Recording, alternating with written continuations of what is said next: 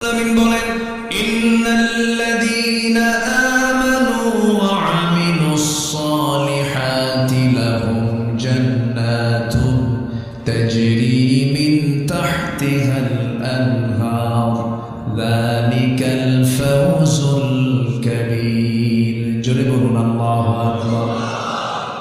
আল্লাহ রাব্বুল আলামিন বলেন নিঃসন্দেহে যারা ঈমান আনবে এবং নেক আমল করবে। ঈমান আনা তো হয়তো অনেকে মনে করছেন হুজুর এত সস্তা কামের কথা বললেন। এক নম্বরে ঈমান তো শুধু আমি আনি না, আমার বাপও আনছে। হয়তো এরকম অনেকে ভাবতেছে আমার বাপ ঈমানদার, আমিও ঈমানদার। কিন্তু এমন চিন্তা সম্পূর্ণ ভুল চিন্তা। কারণ ব্রাহ্মণের ছেলে ব্রাহ্মণ হতে পারে, ইহুদের ছেলে ইহুদি হতে পারে, বৌদ্ধের ছেলে বৌদ্ধ হতে পারে।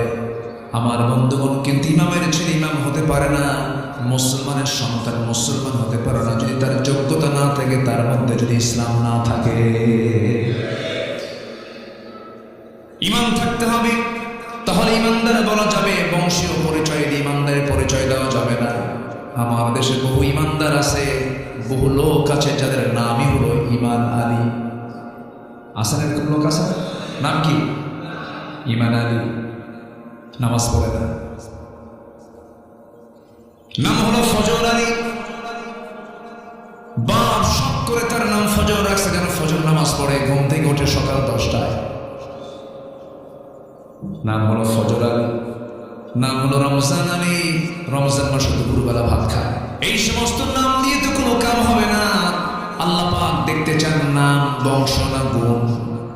আল্লাহ সুন্দর করে সূরা হুজুরাতের শেষ দিকে বলছেন ইন্না খালাকনাকুম মিন যাকারিন ওয়া উনসা ওয়া জাআলনাকুম শুউবান ওয়া ক্বাবাইলা লিতাআরাফু ইন্না আকরামাকুম ইনদাল্লাহি আতকাকুম। জোরে বলুন আল্লাহু আকবার।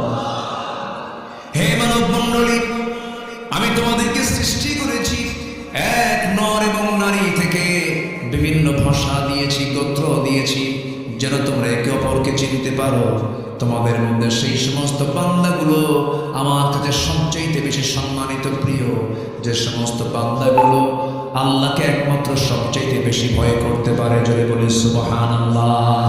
মানে মুত্তাকি হতে পারে। কি হতে পারে বলেন? মুত্তাকি হতে পারে।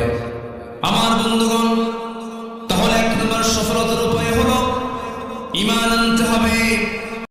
আখিরাতটাই হলো শ্রেষ্ঠ, আখিরাতটাই হলো অবশিষ্ট। এই দুনিয়া ক্ষণস্থায়ী, আখিরাত হলো চিরস্থায়ী। দুনিয়া হলো ক্ষণকাল, আখিরাত হলো চিরকাল। চিরকাল জীবনের জন্য, চিরস্থায়ী জীবনের জন্য আমাকে আপনাকে ফিকির করতে হবে, চিন্তা করতে হবে। আল্লাহ তাআলা আমাদেরকে চিন্তাশীল বানিয়ে দিয়েছেন। আফালা তাকিলুন আফালা তুবসিরুন। এই জন্য চিন্তার মধ্য দিয়ে আমাকে আপনাকে চলতে হবে। আমি যে চিন্তা করব, সেই চিন্তা করব, কি চিন্তা করব, তার বিধিবিধান আল্লাহ রাব্বুল আলামিন দিয়ে দিয়েছেন।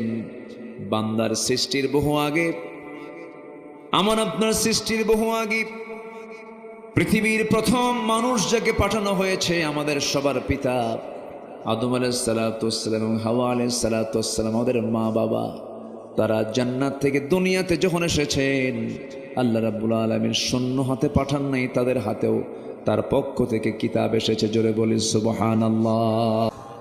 হয়তো এরকম অনেকে ভাবতেছে আমার বাপ ইমানদার, আমিও ইমানদার।